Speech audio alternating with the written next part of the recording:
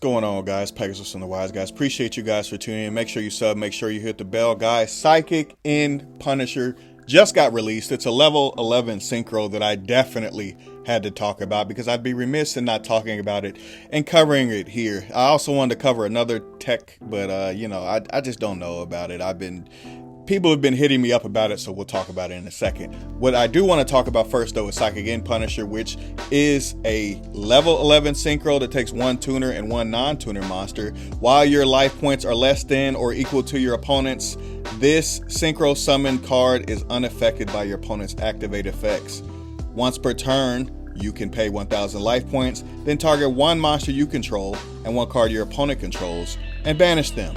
At the start of the battle phase, you can make this card gain attack equal to the difference in your life points and your opponent's.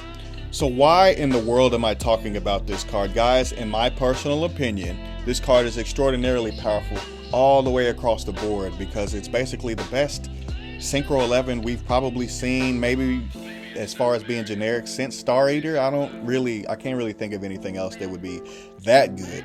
But what I wanted to talk about is because basically, guys, if you've been playing any time in the recent future, you guys have absolutely seen this Dynamorphia deck.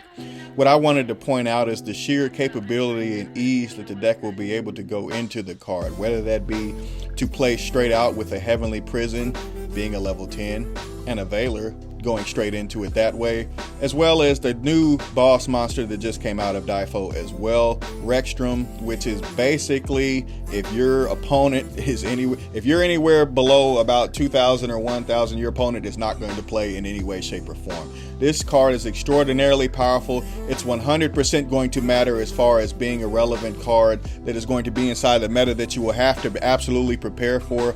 But as far as preparing for the card, I definitely feel that these other hand traps absolutely matter because they're going to basically be able to be normal summon as well as just absolutely sit in your hand and bomb your opponent by literally normal summoning it to follow up.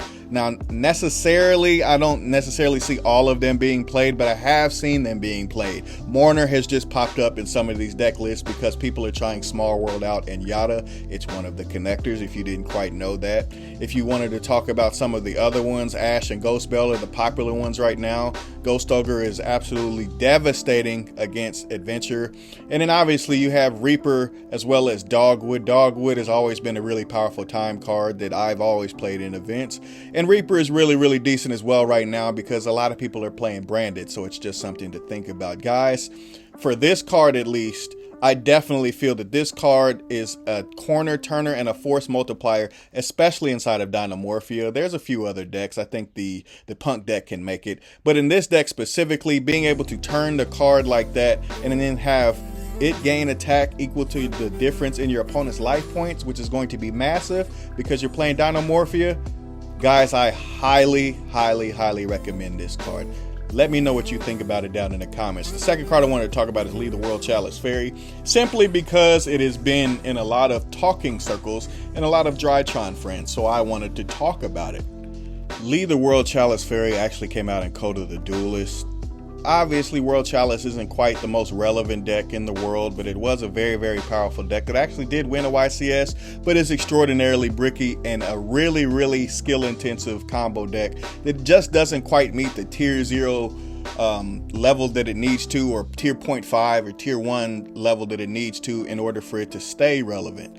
But this card is being mentioned in specificity because basically, guys, being able to add this card back to your hand and then be able to have another negate is a very, very, very slow version of Eva that you can actually add off of Benton. I don't necessarily think this is anything relevant. It's just something that I wanted to mention because it's been coming up in small talks repeatedly in several different circles.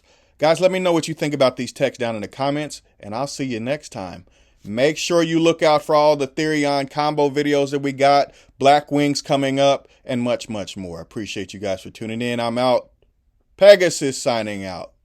Arrivederci.